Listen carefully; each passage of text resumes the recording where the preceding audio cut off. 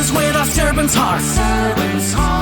Welcome to the podcast. Inspiration, motivation takes.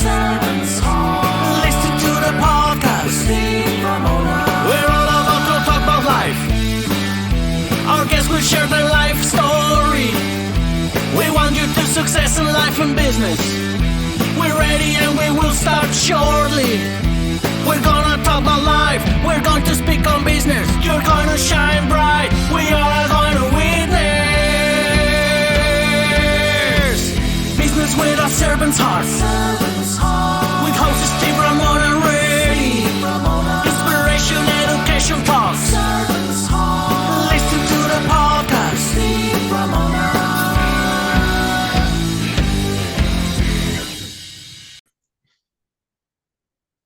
Welcome, everyone, to Doing Business with a Servant's Heart podcast. I'm your host, Steve Ramona. I am so thrilled to have you join us today. This podcast is dedicated to exploring the idea of doing business and living life with a purpose, serving others, and yes, achieving success. We believe that when we approach our work and our lives with a servant's heart, we can truly make a difference. Now, we created this show for you because we want everyone to be motivated, inspired, and educated to make an impact in your world. Whether you're an entrepreneur, a community leader, somebody's making a crap load of money, or somebody just wants to bring purpose into their daily life, we're here to support you. Now, while listening to my incredible guest, I've known her for over a year, you're going to get some nuggets. So get your pad and paper out because you're going to want to take notes. I want you to think about how you're going to serve today and what impact you'll create today. Now, today's episode is proudly sponsored by our phenomenal partner, Pantheon Alliance. Imagine being part of an exclusive community of high-income, successful business owners and entrepreneurs from very diverse industries. Together, we'll build a thought leader platform, become an expert, and actually make a huge impact in the world. If you have any questions on Pantheon Alliance, please reach out and I'll get you all the information. So as I talk about a servant heart makes an impact. Sometimes it's small, sometimes it's big. My guest today is making a huge impact in mental health. And since COVID, we don't need to talk about it. We all know it's gone up. Suicides have gone up and things have gone up. But her story's tragic, but amazing. And you're going to hear some great things. So again, get your pad and paper out because I want you to take notes. Kelly, welcome to the show. Thank you, Steve, so much for having me. You're like a sister from another mother because we're so kindred spirits. Tell your story. I don't usually start with a story, but tell your story, your sister, and what brought you to where you are today. Absolutely. I lost my middle sister, Carrie, to a completed suicide on February 20th, 2017. And I really just wanted to do something to make a difference. I was not educated about how to help her. And she actually had attempted suicide 6 other times. And when she did complete, I was like, oh my gosh, what could I have done? I try not to live in the what I call the shoulda, coulda, woulda, hoodoo, voodoo, we-dos, but I knew that I wanted to learn more about mental health and suicide prevention. And so I really was in the space of, hey, if I can help one person, then I've done my job.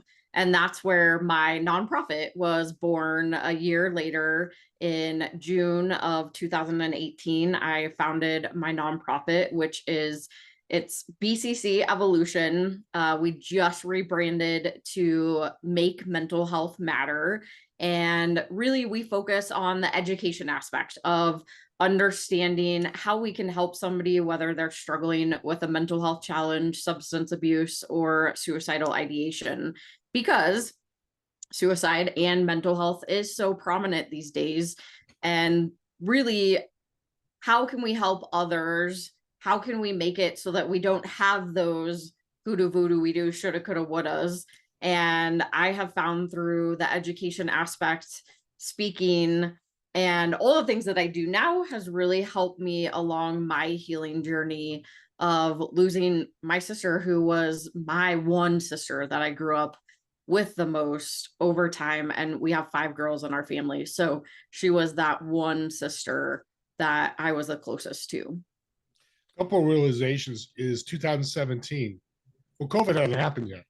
A lot of people, and I like awareness for suicides out there, but this happened before COVID. So this has been going on for a long time. It just didn't happen with COVID. So thank you. I'm so sorry. And as I already told you that you lost your sister, but you're building this great legacy. But the second part of it is being a warrior. What does that mean, being a warrior for mental health? A warrior for me really truly is somebody who has, whether they've been through a mental health experience or they are a survivor of the loss of somebody that died by suicide. Maybe they have attempted themselves in the past, but it's those people that want to understand more and they've been through this journey or this experience that you would never really want anybody to go through. But you're not just a survivor. Like, that word, I think, almost has a negative connotation kind of to it, because it's more of I don't know, it just has this kind of stigma to it. So I love the word warrior because it empowers you as a human to do better. And that's what warrior really means to me. And I am a warrior for mental health because, as we know, suicide is generally the action when somebody has a mental health challenge. Not always, but most of the time, the reason there is an underlying mental health challenge. And if we can get to that root cause, then we can actually start saving lives. Yeah. And as I told you, the Pat Benatar song is perfectly fit you. I am the warrior. But here's the interesting thing that I'm learning, because you've been on my TV show, I've been on yours, is the final result is suicide for mental health. Of course, it's the end, but there's other components like bullying, not educated enough, depression, anxiety. Talk about the different things that you see come up with your foundation that you give resources to, because I don't want people to think, okay, I'm just going to reach out to Kelly because there's a potential suicide that might happen. There's many other things you do too, right? Yeah, I mean, like I was saying, we do that education piece of how do we help people before it gets to that place that they actually are having suicidal thoughts. And the component is that we can utilize our noticing skills. So when somebody starts to just barely show signs of a mental health challenge, then we as parents, as teachers, as business professionals, co-workers, neighbors, whatever your role that you play, we can start using our noticing skills. That something's just off, right? We all have this baseline that we are really looking for the extreme highs or lows, or maybe somebody is having a bad day, a bad week, a bad month, right? We're noticing when it's starting. Then we can also start to notice when it gets worse. The problem is that most people come to us when they're in crisis. And now we're in this place that we only have a couple options. So my goal is to get us all to be proactive versus reactive. And oftentimes people do come to me when they're in that crisis place, or somebody that they love is in that crisis place. And they're like, what do I do now? But I think the whole point of what we're trying to accomplish with my nonprofit is that we're trying to start those conversations early. Our mental health is just as important as our physical health. Why don't we talk about it in that way? Why can't we just have everyday conversations? Hey, I'm having a bad day. I don't need you to fix me. I just need you to listen. Like, I just need somebody to listen to me. I need maybe an hour of your time to be able to vent. But otherwise, like, I don't need you to fix me. I'm not broken, but I do need somebody that can support me. And so those conversations would change the whole dynamic of mental health in general, because then it's okay that we can have these conversations. And that's what I'm trying to accomplish, is hard conversations. They're hard. That's why there's the name of it is hard. But once we have those conversations, it's important. And that's where we bring in our education pieces, our classes, me speaking on stage, my show that I have, right? We have these conversations that seem like they might be hard, but once we have them, they're actually really easy. Yeah. On your website, and by the way, on it, we'll give her website at the end here. You need to check it out. I mentioned on the show, my TV show, is those comments you have and that you were thinking of that you put up there. Very powerful. Mention a couple of them. Why did you put them on the website? Well, I always have people come to me whenever I tell them what I do, and they're like, man, I have so and so, and I wish I would have known what to do. Or, gosh, I had a friend come to me the other day, and I literally had no idea what to say to them. I really would like to know how to help them in the future or others in the future. And those are a lot of the comments. I mean, even I have said them in the past is I wish I would have known how to help my sister before it got to that point. I wish that I would have known what to say, what to do, how to help. And I didn't. And over time, with lots of certifications, lots of education myself, I have learned how to ask certain questions. I have learned how to just start to notice or identify the signs or symptoms that might be happening. And I'm not perfect. Nobody's perfect, but those are a lot of the things that people come to me as like, I don't even know what to do. I don't know what to say. I don't know how to help them, or I wish I would have known. And I like that. And that's where you come in as the resource for not the person in the mental health, but that family member, that friend that, as you said, listened and heard something. They can reach out to you or your foundation, go, hey, my friend just said this, I need to die. Mm. What do I do? I can email or whatever way you communicate that information to you, go, here's how we can help you. Yeah. That's those powerful. Those are a lot of the conversations that we have. So Yeah, you don't recreate the wheel. You've been educated, which again, audience, I love this woman so much because she's not only doing her foundation, but she's educating herself to help us so that we don't have to go through the education or say the wrong thing and for by God, something bad happens. And it's usually not our fault. And I think that's what you've learned, that I wish I could have. That's not really the case, is it? no, yeah. I mean, it's just we do the best that we can with the resources that we have available at that moment. And sometimes we just don't have a lot of resources. Also, I know in my case is that I was a new mom. I was trying to take care of myself. I was trying to take care of my son. And I just ultimately shut off my emotions to my sister because I honestly couldn't, quote unquote, deal with it. And I have learned over time that that's a protection method. It's a coping mechanism. And that's okay. Sometimes we have to do that to protect ourselves because self-care is just as important as helping others. And when you are trying, and I'm sure people have heard this, but when you're trying to pour from an empty cup, there's nothing left. And I believe with my sister's cases, she was a caregiver for a paraplegic. She was a CPR instructor, and she was trying to pour from an empty cup, and there just wasn't anything left for her. But our family could have recognized that and helped, or potentially helped, get her into a place where she had a full cup. So we also have to flip side of being caregivers, being helpers. We have to take care of ourselves. Just like they say, put on your oxygen mask first when you get onto a plane. We have to do that to be able to help more people. And you say, like I say, and I'm learned this from a very big PhD expert. When you say something like that, pour from an empty cup, and he said, you've probably heard it before. What he told me was, you need to say it over and remind people over. And because you're reminding me, I've heard it probably 100 times, but when you just said it, it's like, you're getting educated. Yeah, you've heard it before, but it's that reminder. What's the future of your foundation? I'm excited for, but what do you see the future looks like? Well, I personally, my vision, Let's go. I want to be as big as American Foundation of Suicide Prevention or as big as NAMI, right? You hear those names over and over.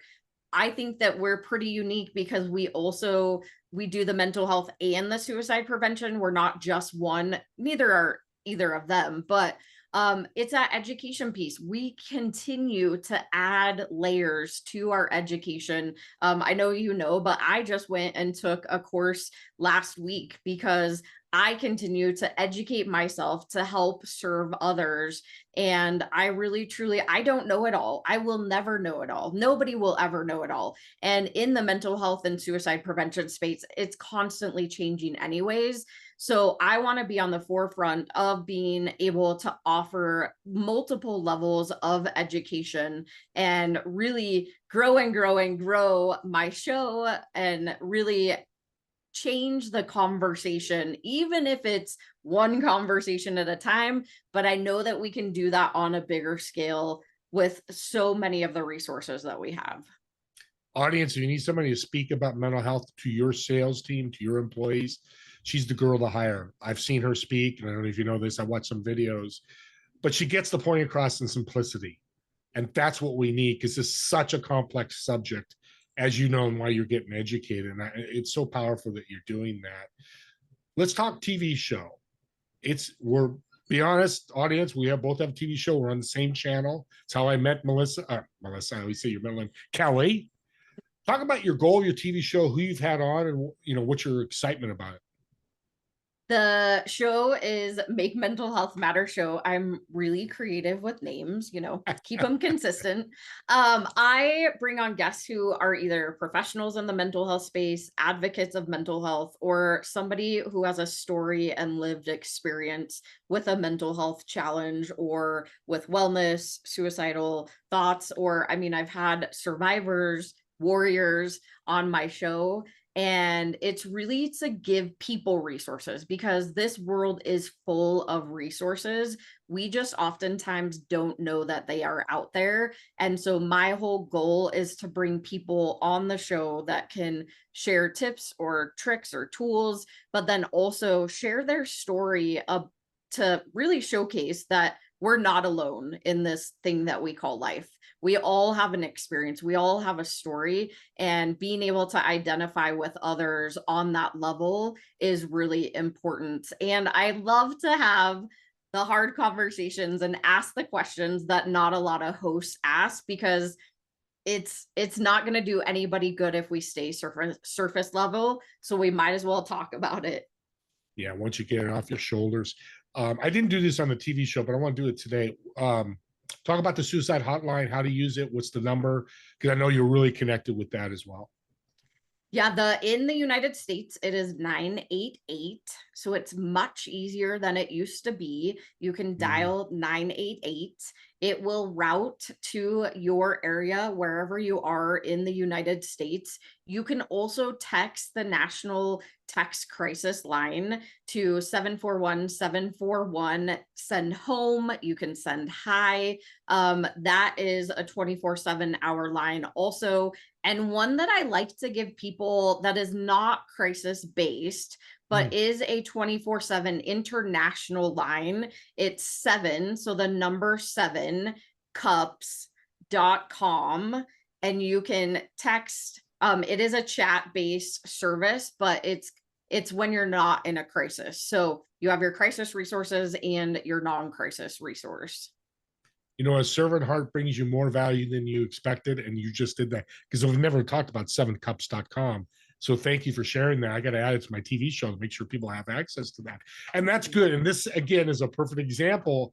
Don't recreate the wheel. I did not know. I'm not an expert in mental health, but I'm like all of you. I'm like at the surface area. Here's some other resources. Because, yeah, I don't think we want 988. Hey, I think I lost my cat. I'm depressed.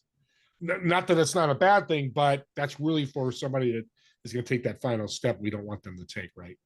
Yeah, 988 right now is so inundated, and they do have a lack of people resources. So you can totally use that number, but I would recommend, if you're in a crisis, to use it. There are other options when not in crisis, and you can actually find those all on our website under our resource tab if you can't remember what I just said. So yeah, and thank you, because that's the other thing that I see value. They go right to the website resource and figure out. So what just came in my head, so I am in crisis. I don't have a phone, I don't have access to things you mentioned. Is there other ways, like go to a hospital, or what other resources can they do if they don't have a phone? Absolutely. You can go into any ER location. You can go into urgent cares. You can more than likely stop into a business and ask if they have a phone to be able to Yeah. call. I caution people because sometimes if you go into certain places, they may freak out a little bit of like, "Ah, I don't know what to do," right? But if you go into a place that there are trained professionals, they're going to be able to help you a little bit better. Just keeping in mind, I know a lot of people don't like to go into the ER because of the insurance or possible uninsurance. But again, if you need help, go ask. Like, it's hard. I get it. I get it. It is hard to ask for help when you are in that place. But I promise you, there are lots and lots of us out here in the world that truly want to help. And at least I know for us, if I don't know, I can ask somebody and they probably know a connection wherever it might be. I do have international connections too. So, yeah, I would just say, I mean, your urgent cares, your ERs are going to be your best bet. But if you can also get access to a phone to be able to call, and we can call even as the people that are helping too, it doesn't necessarily have to be the person that's in crisis. Right. And the spiral probably happens worse when somebody's there at home and not know where to go. They don't know the 988 number. They don't have all these resources, don't know you. This is really helpful. How about a fire station or a police station? Is that another safe place? You absolutely could. Okay. So what I recommend, and I love that you brought that up. So if you do need to call, say 911, highly, highly recommend, especially if somebody is in crisis, that you ask for the mobile mental health crisis team. There may or may not be one in your community. However, they are expanding. You can also ask for a first responder that is trained in mental health crisis. That is very important so that this call gets handled in the appropriate manner versus, as we see on TV, them going the bad way. If you walk into a police station, I would highly recommend that you tell them, whomever you're helping, or if you're the person, that you are struggling with a mental health crisis. Most of the time, though, when they're in a crisis, they're not going to be of the mind to be able to specify that. Fire stations probably would be a little bit better place if you happen to walk in, but I would recommend anybody that is in a crisis situation possibly not to step into a police station, but that depends on your community. Again, like, there are some communities that the police are much more educated, and then there's some communities that they are not. But if you do need to call 911, please ask for the mobile mental health crisis team or a first responder that is trained in mental health crisis. And we go, I could talk to you for 10 hours. This is so awesome how you are. You're just incredible. I just thought to your neighbor that you're really good friends with, knock on their door, go, if you have that type of relationship, we'll stop there because there's a ton of resources that people could do. And we're coming at the end of the time here. Uh, you're a blessing. You're an angel. And I'm going to support you 1,000,000%. But I want to have a little fun with you because I know you're fun. I've met you in person. We've had fun together. So I'm going to ask this unique question. Okay, so you reserved a table at a restaurant for 4. Of course, you're going to occupy 1 and maybe a 5th one for me if you do invite me, but you have 3 empty chairs. Who would you invite, dead or alive?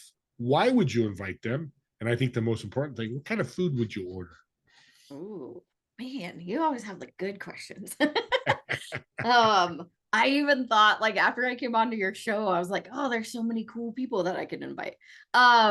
So my daughter, she is 28 years old, and we have a very unique relationship because I was 16 Wait, when how I old's had your her. daughter? She's 28. You look 28. Sorry, I just had I'm sure you're thinking it. You're Holy good. mackerel. Okay, keep going. Yeah. So I was 16 when I had her. And I placed her for adoption, but she has been a part of my life my whole Amen. entire life. So, I would bring her. I would definitely bring my son. And I know when we on the show, we talked about my sister. And every time I would probably have her, right? Like just being able to have that conversation. My sister, well, my son was really, really young when my sister passed. And so being able to share that experience would be really, really amazing. And I know that my daughter was fairly close to her. So I think that would be a really great dinner party that we would have. And food wise, so my family loves Mexican food. It's just like our thing. So we would definitely have to have tacos and burritos and maybe some margaritas. Not my son, of course, but No. Yeah, but everybody else that's of age. Yeah. yeah, I yeah. count me in. And I Yeah, asked this you on the can come TV too. show. Yeah, I'd love to come. I'd love to meet all of them, especially your sister who's we've lost. I'm talking to her, I'm sure, when I pray. And I want to leave with this because I think it's so important. I know that your legacy you're leaving for your sister is incredible and going to do great things. What do you think when you sat down at that table? What will your sister tell you? I really truly think she would be very proud. She would say, I told you so. Probably she'd be like, I Yeah. knew you could do it, right? I'm pretty sure that is something that she would, and then she would probably squeal in her annoying squeal that I always found annoying back in the day, but I'd be like, oh, right. So I think she would definitely say that she was proud with all the things that I did, and then tell me that she told me so that I could do it. Yeah. And see, audience, when you start a business or have a foundation or nonprofit, doesn't matter. When you have passion and emotion like this, it's going to go a long ways. I mean, this could run hundreds of years past Kelly and her lifetime and what she's doing. I know that's her goal. So that's so important. What's your purpose and why? You obviously know what Kelly's is.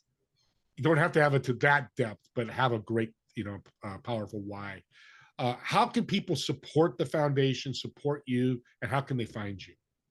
Absolutely. The best way to support us is by becoming a warrior for mental health, which is our monthly donor program. It's only $19 per month, which is 63 cents per day. That actually gets spread across all of our programs. And I know it sounds like a small amount, but it actually really truly helps us. Our goal is to get to 1,000 warriors by mid 2025. So you can jump on mentalhealthmatter.org.com get you there too, but it's mentalhealthmatter.org. You can sign up as a warrior. You can also click on resources if you need those resources that we talked about. And yeah, that's the best way to find us. And I don't talk money too much on these shows because I think people, but for $19, you're going to make that kind of change. It's a game changer. And I'm jumping in. I wasn't going to, but I'm going to jump in and help you financially. And so follow me, please.